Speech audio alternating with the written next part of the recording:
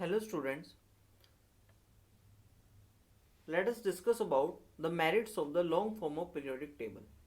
अब हम long form of periodic table की मेरिट्स के बारे में डिस्कस करते हैं कि क्या क्या एडवांटेजेस थे हमारे पास long form of periodic table में. The long form of periodic table is based on the atomic number. जो हमारा सबसे इम्पोर्टेंट और बेसिक पॉइंट रहा है इस मॉडर्न पीरियोडिक टेबल में कि ये हमारा modern periodic table is arranged in order of their increasing atomic number. ये इंक्रीजिंग एटॉमिक नंबर पर बेस्ड है और इन्हीं इंक्रीजिंग एटॉमिक नंबर में after a certain period of time हमारे पास एलिमेंट्स जो हैं वो सिमिलर प्रॉपर्टीज के एलिमेंट्स हैं, वो रिपीट हो रहे हैं और उन्हीं एलिमेंट्स को हमने एक पर्टिकुलर ग्रुप्स में डिवाइड किया है and we make the modern periodic table. So we can say that atomic number is a more fundamental property of the elements as compared to the atomic mass. It means हम यहाँ पर ये कह सकते हैं कि जो एटॉमिक नंबर है वो काफ़ी इजी और एक तरह से फंडामेंटल प्रॉपर्टी का काम कर रही है. किस चीज़ के लिए?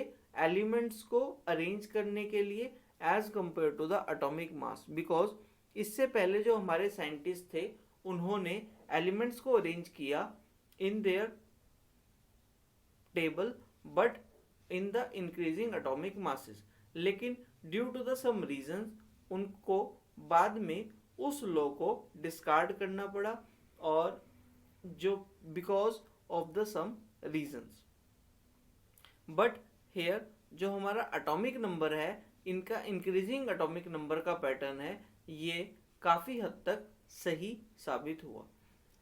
नेक्स्ट अगर हम बात करें यहाँ पर दो एलिमेंट्स की अगर हम बात करेंगे तो not two elements can have the same atomic number. दो एलिमेंट्स का एटॉमिक नंबर कभी भी सेम नहीं हो सकता है और यही एक बहुत इम्पोर्टेंट पॉइंट है हमारे इस मॉडर्न पीरियोडिक टेबल में, जो कि एक हेल्पफुल पॉइंट यहाँ पे साबित हुआ. क्यों? क्योंकि हमारे पास इससे पहले प्रॉब्लम ये आई in the Mendeleev periodic table कि एक ही एलिमेंट के एटॉमिक मासेस पे अगर हम उनको इंक्रीजिंग एटॉमिक मासेस में प्लेस करें एलिमेंट्स को तो उसके जो आइसोटोप्स है, for example we have 3 isotopes of the hydrogen. Hydrogen element के ही 3 आइसोटोप्स बनते हैं. इट मीन्स अब हाइड्रोजन एलिमेंट के तीनों आइसोटोप्स को हमें अरेंज करना पड़ेगा in increasing atomic mass. It means हमको उसके लिए 3 अलग अलग जगह देनी पड़ेगी. लेकिन अगर हम यहाँ पर एटॉमिक नंबर की बात करें तो एक एलिमेंट का सेम एलिमेंट का सिर्फ एक ही एटॉमिक नंबर हो सकता है. So the problem of isotopes यहाँ पर हमारी रिजॉल्व हो गई और वो जो प्रॉब्लम है वो इस पैटर्न में नहीं आई. So next point is that in a long form of periodic table, different isotopes can be placed at a same place.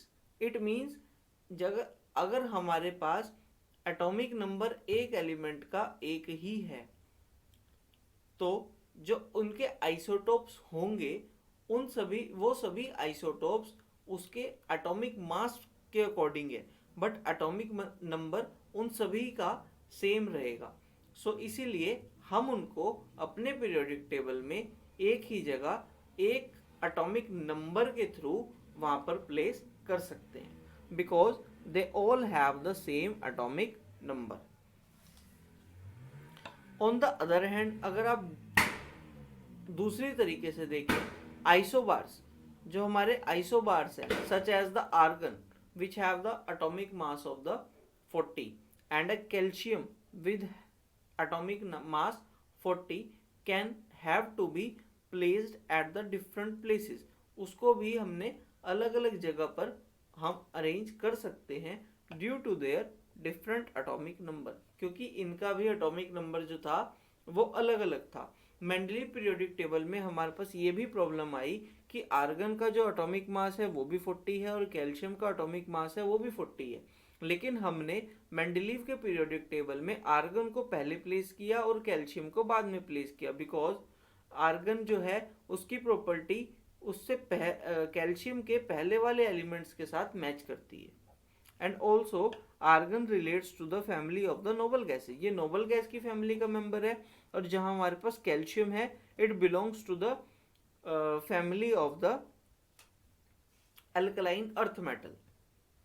But in the modern periodic table, because argon का atomic number 18 है और calcium का atomic number 20 है, तो ये हमारी problem यहाँ पर रिजॉल्व हो गई।